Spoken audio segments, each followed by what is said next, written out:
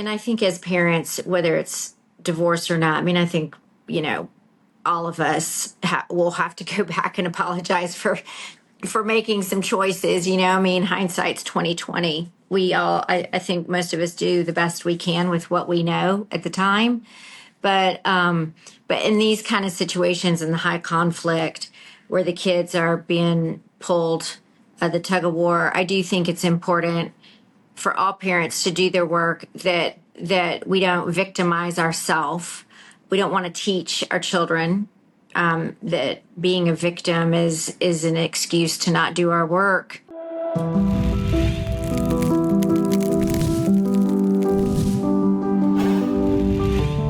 Hi, my name's Lawrence Joss, and welcome to the Family Disappeared podcast.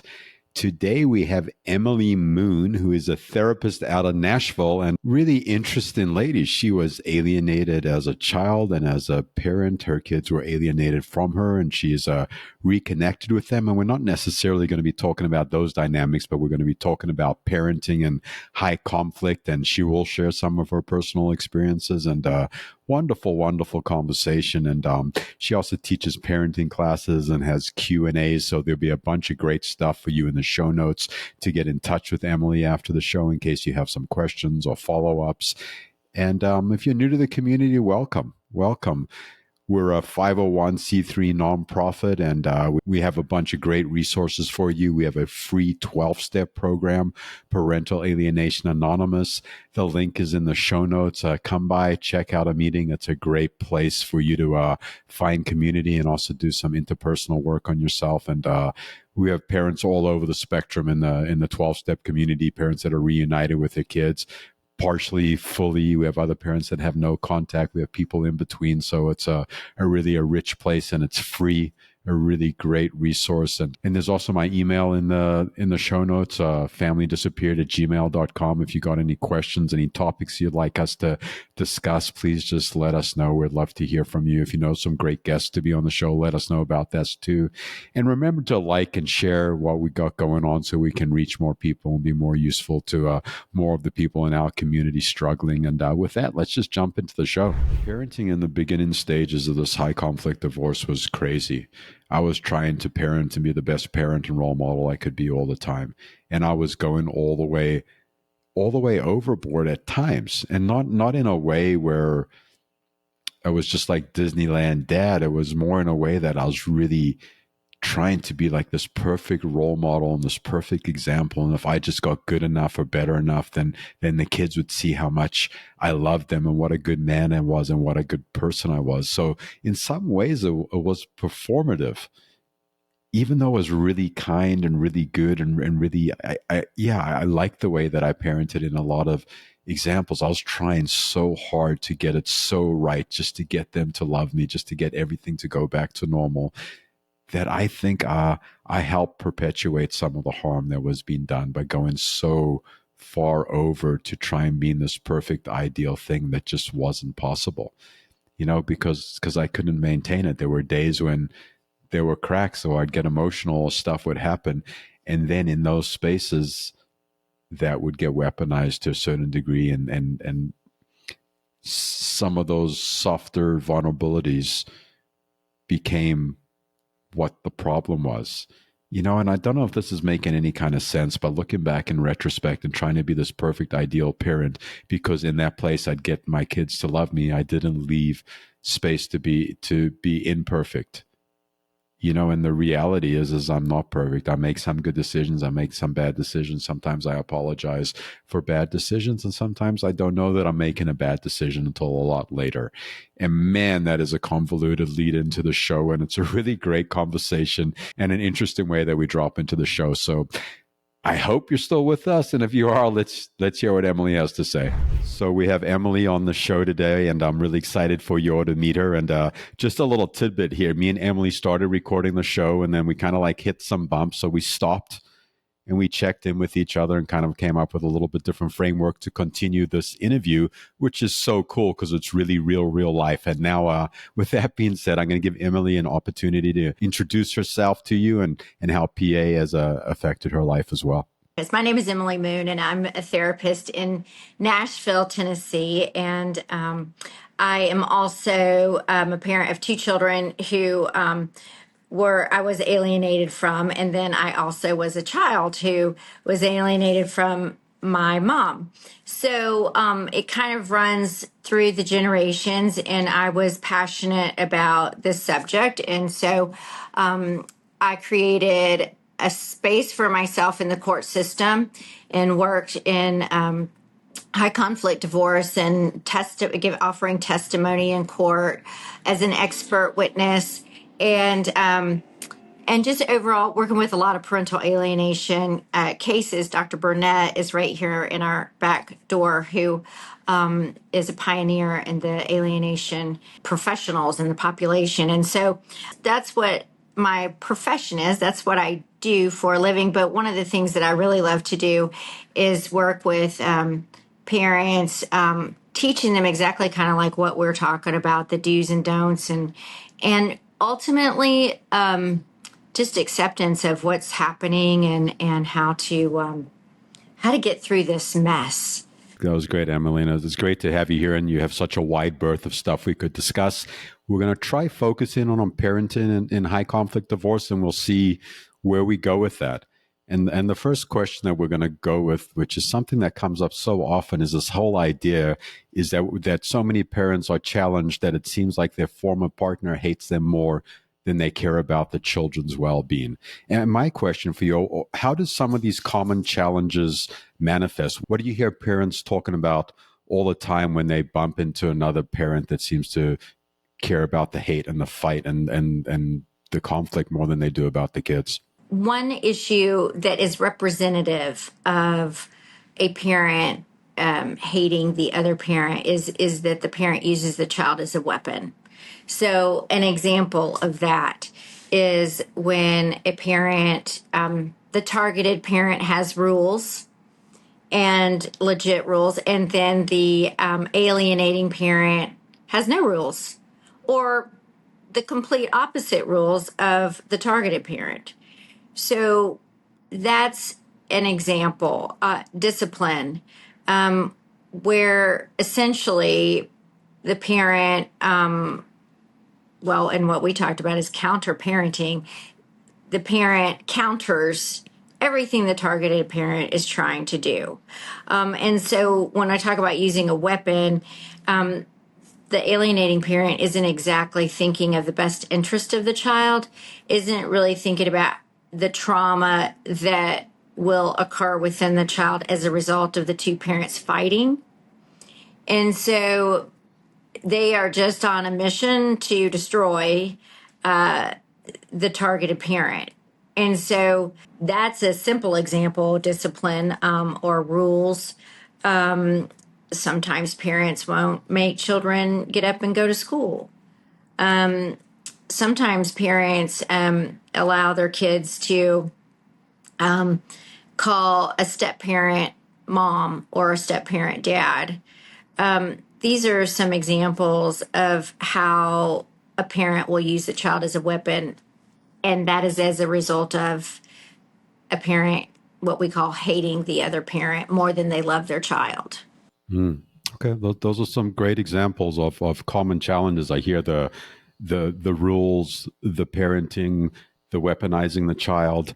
I'm also thinking like some of the more like interpersonal common challenges when one parent seems to really dislike the other parent is like self-esteem, is like depression, is anxiety, is fear, like all these other things that are manifesting more on the internal mechanism that make it really complicated to even continue to parent or go to work or function. Are you seeing that as common challenges parents are facing on more the interpersonal journey that's going on underneath some of the stuff that's more external? Yeah, I think hopelessness, honestly, is really the big umbrella overarching. And as a result of hopelessness, because the other parent is relentless and they won't, and kind of what on our first take, what we were talking about is just how the alienating parent will fight all day long and will get energy from it, will be invigorated from it. And with the targeted parent, it usually wears them out. So the targeted parent naturally will become hopeless because it's never ending and it gets worse and worse and worse. And what the alienating parent will do and what they will say is so expansive that it's almost like the targeted parent, no matter which way they go, left, right, if they say this, if they try that, they're met with roadblocks. And so they just get hopeless. So, sure, anxiety, depression, confusion. How do I stop this? All of these feelings and thoughts are manifested in some kind of way in parents. And then, of course, the kids, they regulate off of parents. And so the more anxious the parent, the child becomes anxious. If a parent's depressed, the child can become depressed. It's so wicked. It affects everything because then we've got a depressed or confused or hopeless parent that no longer can really focus on teaching the children what they need to know. Now they're focused on how do I get out of this mess? How do I stop this runaway train? And so what happens oftentimes, and you're going to stop me because if I go down a rabbit hole, because I might be going down one right now, but there's much research on how ADD is now being attributed to trauma in the home. And so when a parent is traumatized as a result of the fight, and the parent seeing that they are losing their child, and the parent feeling depressed over their child's depression or sadness, children will often figure out a way to feel better. And so oftentimes they create kind of like this fantasy world in their mind, or some kind of, altered reality. And then they just kind of stay up there because they relieve their pain because their reality is just too big to deal with. So, there's all kinds of things that get manifested during this time. Okay, I'm just going to talk about a couple things that you brought up so we can just dig a little bit deeper into them. And for anyone that's new to the show or relatively new to struggling with parental alienation, estrangement, erasure, whatever terminology you're working with, all is welcome here. We're talking about a targeted parent. And if you're not familiar with that, is targeted parent is generally the parent that feels like they're under pressure, that they're fighting for their lives, that they're fighting for the kids, that they're fighting this thing that they can't seem to win and they're feeling underwater. So we use the term targeted parent. A lot of people use that, and other people use different terminology. Just so you have that, I thought that was really important. And I want to talk a little bit what you brought up, Emily, also about co-regulating. This idea, if I'm scared and I'm anxious, my kid picks up on that and my kid becomes scared and anxious because they're looking for regulation through me. And if they can't find me like in a stable position, then they can't stabilize. So I think this is really important for everyone to understand, like for both parents are going through this thing where they're not really regulated, whether it's a targeted parent, the alienating parent, and these kids are getting pulled in these way different big waves in both directions. Am I missing anything else you'd like to add to the co-regulation piece, Emily? Yeah, I'd love to add a few things. A child definitely is looking to regulate off a parent. And so a child will thrive in an environment when they feel safe. And so the younger the child, the more regulation they need from a parent. If the parent is full of anxiety or depressed or confused or self-soothing from through using exterior things, not from within, a child is not going to feel safe. And so that is one important thing as a motivator, and for parents to think about is how important it is for parents to stay grounded. I tell parents sometimes, it's okay to fake it in terms of like maybe don't cry in front of your kids so much. Children are helpless. They rely on parents to take care of them. Again, they want to feel safe. And so if they see mom or dad crying all the time, or they see them as the victim, or, mom, dad trying to get the kids to make them feel better, that is not going to create safety for a child. And so I do tell parents, it's important that you use your friends to cry with, or, you break down in your room, but allowing your kids to see that often is unhealthy and will not be helpful for your child to have a sense of safety. Children want to know that you're in control. So there's that piece of safety. And then we talk about kind of like oftentimes these are extreme environments. So mom or dad, doesn't matter who's, has one way of coping. Maybe mom falls apart and is trying to have the rules, and dad is saying, you know what, no rules, and I'm perfect. I've got it all together. And so what happens is children are bouncing back and forth to extreme home environments. And so ideally what we want to do is teach our children balance.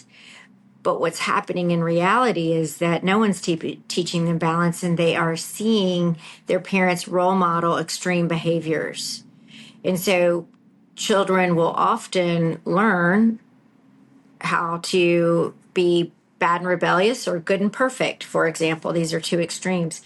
So again, just really stressing how important it is for parents to get in a support group, to get to read books, to become educated, like on this show, where they can learn how to appropriately parent through one of the most stressful and painful times of their life. Thank you. Thank you for that, son. I heard the idea of resources and parents taking care of themselves and resourcing them outside of the children, talking to friends, going to support groups, professionals to get help so the kids don't have to be part of them getting help. And it's okay to be emotional in front of our kids, but doing it on a continuous basis is definitely going to have an effect emotionally on everyone that's in the family system. And I just want to bounce this through you. We're talking about targeted parents and we're talking about alienating parents. And in my experience, it's not a static experience. It's not just the parent's always the targeted parent and the parent is all the alienated parent. Sometimes the parent switches seats on the bus. And even if I am the targeted parent, sometimes some of my behavior is not useful. Like we're saying, I break down, I cry in front of the kids, I do this, or I behave to some extremes because I'm just trying to regulate myself.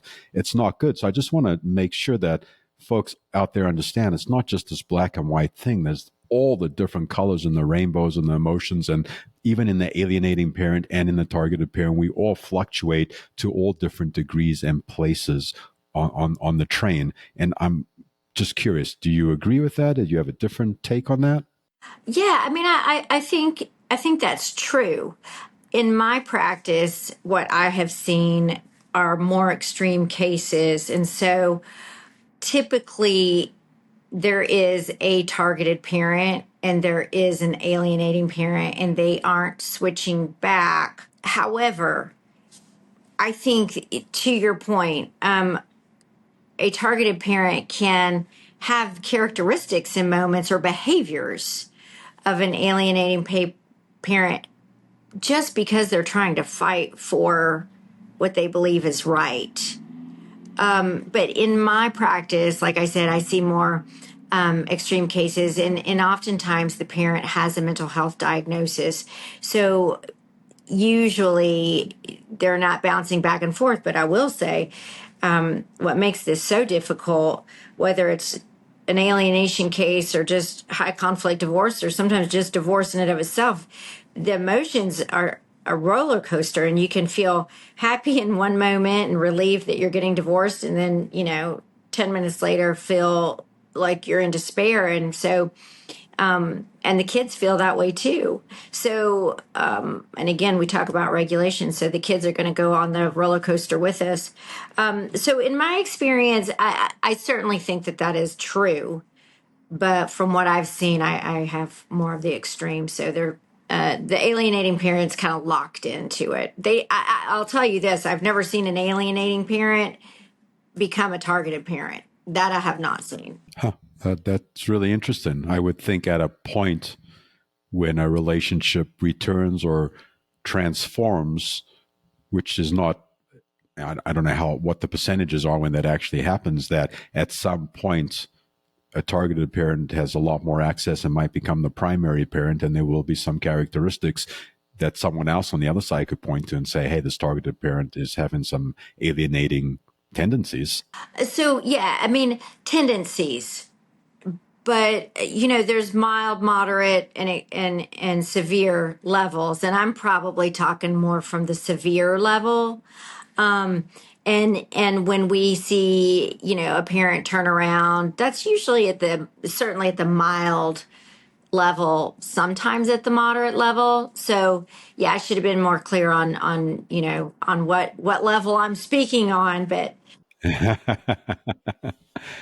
there is no, again, this is what makes it so difficult. 100%. And I just want to take a second out here for, as a community, cumulatively, if we can just take a breath. Because no matter if we're on the show discussing this or you're listening to this, it's highly provocative, and I feel my face getting a little flushed and a little heated, and we're having this conversation, and some emotions are coming up. And as you're listening out there in the car, be kind to yourself, or at home, take a couple breaths. This is definitely provocative stuff out there. And with that, we're going to segue into a different question. Okay, can I ask a question real quick?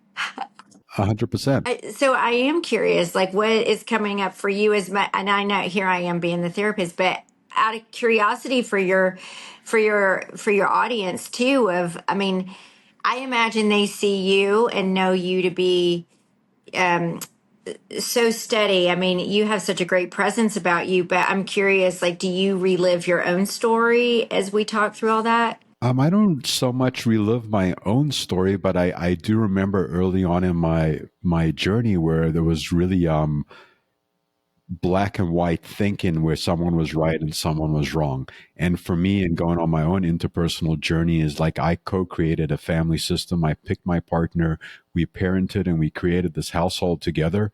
And then I was the one that had a much more challenging journey, but I was part of the good and the bad. And just to say they're the only person that's doing something in the system is just not my lived experience.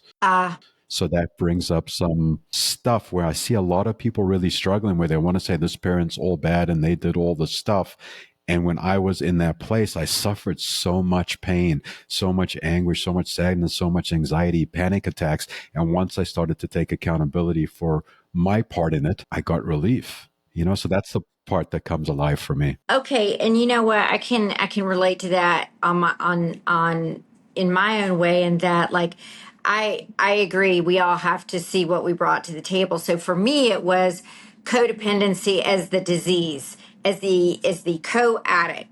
And so with that I brought enabling and loss of identity and all of the dysfunctional behavior. So yes, I think it is important, if this is what you're saying, important to recognize the role we all play in this whole situation, the system. I think that might be what you're saying. I'm not sure, but and that there's not one all bad, all good parent. Yeah, I think you're touching on a really profoundly, and talking about your own experience and going through it and seeing the codependency and giving away your identity and kind of losing yourself and then landing up in this position. And the work that it sounds like you've done to actually see those parts of yourself are the parts where I'm presuming you found the most freedom. And from that place of freedom, then you actually were able to have sustainable change with your children. Would you attribute that to getting your relationships back in a different stage? Yeah. I mean, oh my gosh. Yeah. And also because I have amazing kids that showed me unconditional love and mercy, truly, because one of the things I did have to do is go back and apologize to my kids for doing some things that in my healthy self or healthier self, I probably would have made different choices. And so I think as parents, whether it's divorce or not, I mean, I think, you know, all of us will have to go back and apologize for making some choices. You know, I mean, hindsight's 2020. We all, I think most of us do the best we can with what we know at the time. But in these kind of situations in the high conflict where the kids are being pulled, the tug of war, I do think it's important for all parents to do their work, that we don't victimize ourselves. We don't want to teach our children that being a victim is an excuse to not do our work. And yeah, we go back and are accountable, and that teaches integrity and accountability. And I know that my children, while they may not have appreciated some of the choices I made, I think that they walked away respecting me after I did my work. And that's a beautiful thing.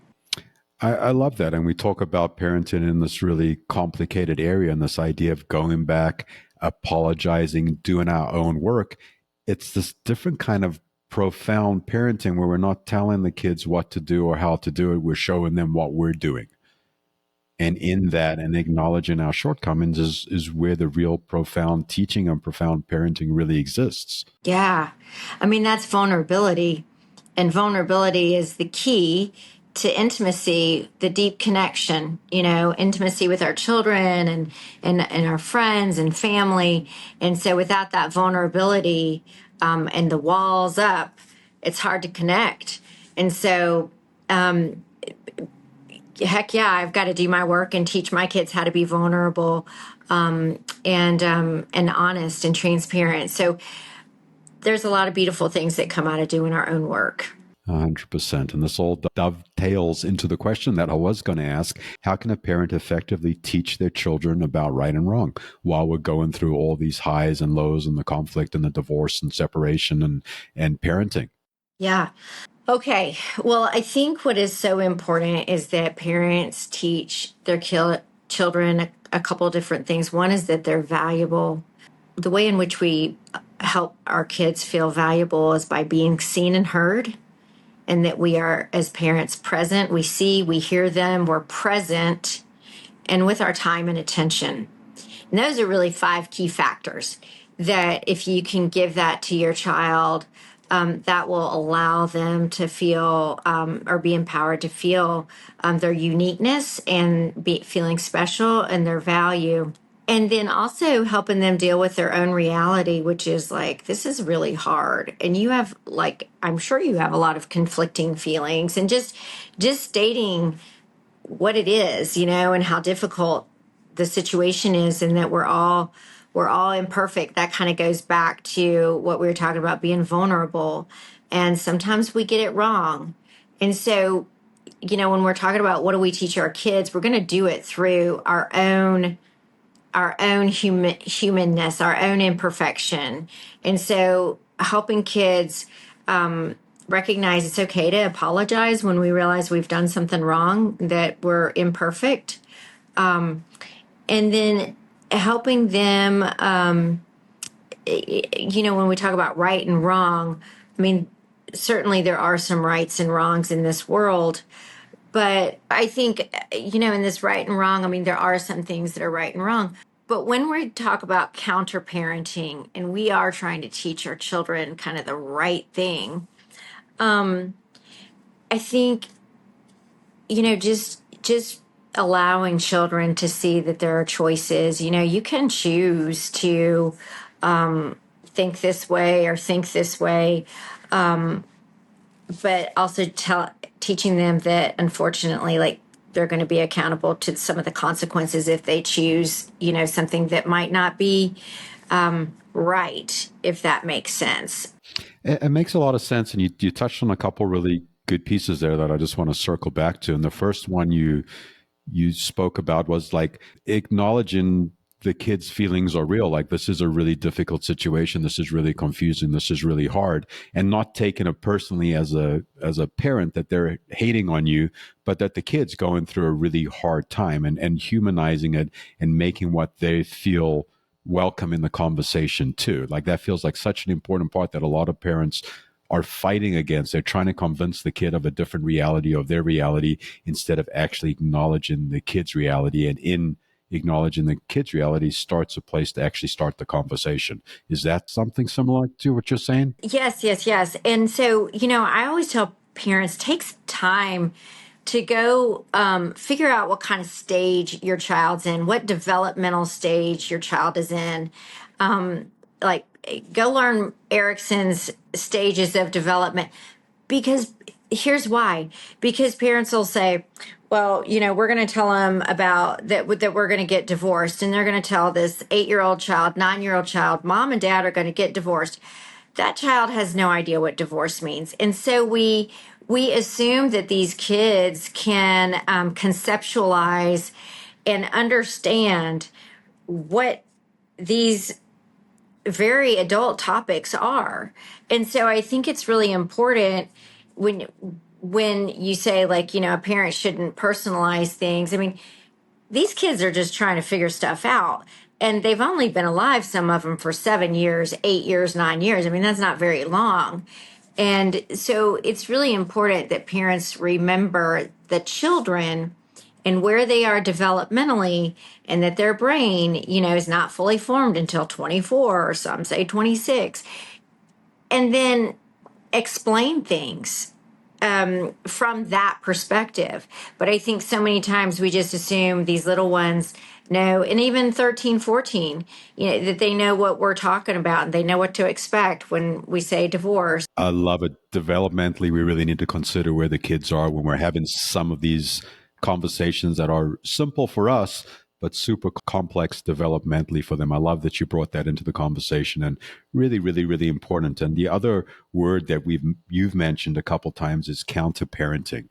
And like when I hear counter-parenting, the definition that comes up in my head is one parent's doing something one way and the other parent's doing something completely the opposite way, trying to unwind what that parent's doing. Would that be a definition of counter-parenting?